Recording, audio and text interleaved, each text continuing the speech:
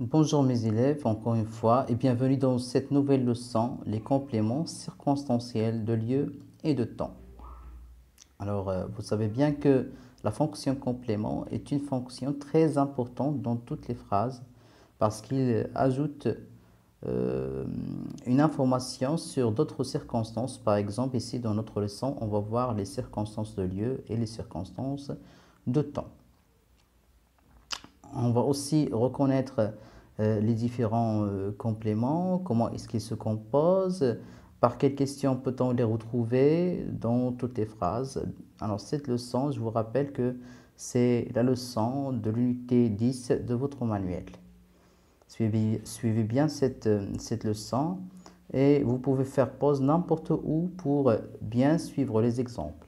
Qu'est-ce que le complément circonstanciel? Le complément circonstanciel est un mot ou bien un groupe de mots. Qu'est-ce que ça veut dire? Le complément circonstanciel est un mot, c'est-à-dire il se compose seulement d'un seul mot, par exemple les adverbes de lieu et de temps. Il peut être aussi composé de plusieurs mots, par exemple euh, une phrase, une partie de phrase, un groupe prépositionnel la plupart du temps, ou bien un groupe nominal. Voilà quelques exemples pour quand il s'agit d'un seul mot. Là, une ouverture donna aux astronautes ou bien aux deux astronautes l'accès dans le wagon. Ça, c'est l'exemple pour le complément circonstanciel qui se compose d'un seul mot. Alors, dans le deuxième exemple, c'est une phrase. Il y a 2 ans. C'est toute une phrase qui assure la fonction complément circonstanciel de temps. Mon frère, il y a 2 ans, était en première année collège. Continuons. Alors, on a dit qu'il s'agit d'un mot ou bien d'un groupe de mots qui complète une phrase ou bien un verbe. Lorsque le complément circonstanciel de lieu ou bien de temps complète une phrase, alors c'est un complément circonstanciel facultatif. Ça veut dire on peut le déplacer, on peut le mettre au début, au milieu ou bien à la fin de la phrase. Et aussi on peut le supprimer sans changer le sens général de la phrase. Voilà quelques exemples. À l'école, je suis bon élève.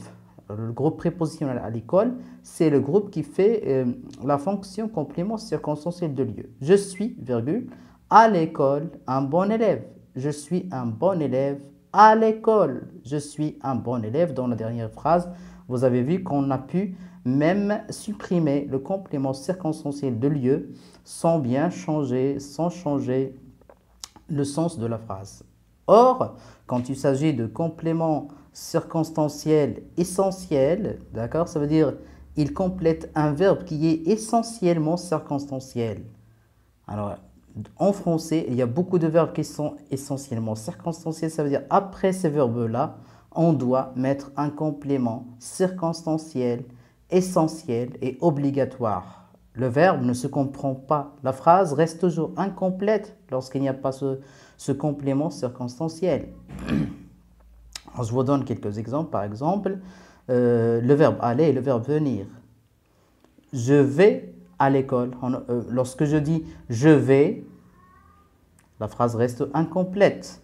Lorsque je dis je viens, la phrase reste toujours incomplète. Mais il faut dire je vais à l'école, je viens de l'école, je vais à la maison, je viens de la maison, et ainsi de suite. Alors ces verbes-là, ils sont célèbres par leur exigence et obligation de faire un complément circonstanciel. Comment trouver maintenant, alors comment trouver un complément circonstanciel de lieu ou bien de temps? Pour le lieu, on utilise le ou plus verbe.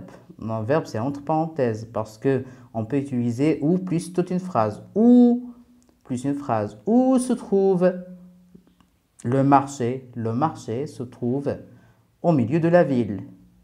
Où sont les élèves? Les élèves sont à la maison. Où Antoine est-il né?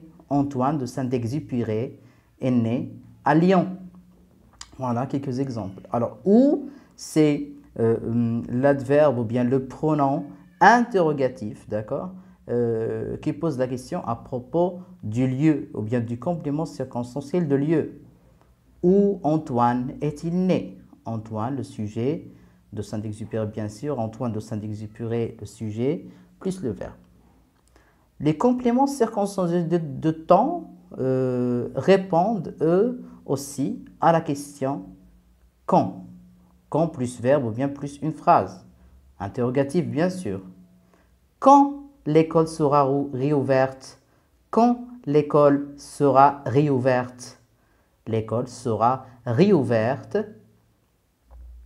d'ici un mois et quelques jours, par exemple. Exemple, quand Antoine de Saint-Exupéry est-il né? Il est né en 1900. Il est né en 1900. Alors, quand, c'est le mot interrogatif, d'accord, qui pose la question à propos des compléments circonstanciels en 1900. Et bien sûr, en 1900, c'est la réponse, c'est le groupe prépositionnel complément circonstanciel de temps qui répond bien à la question quand. Alors, vous pouvez dans votre manuel ou bien sûr votre cahier d'activité trouver d'autres exemples. Alors, pour ne pas rallonger la vidéo, voici quelques activités que je vous propose. L'activité 1, l'activité 2 de la page 86. Alors, ces activités-là, vous les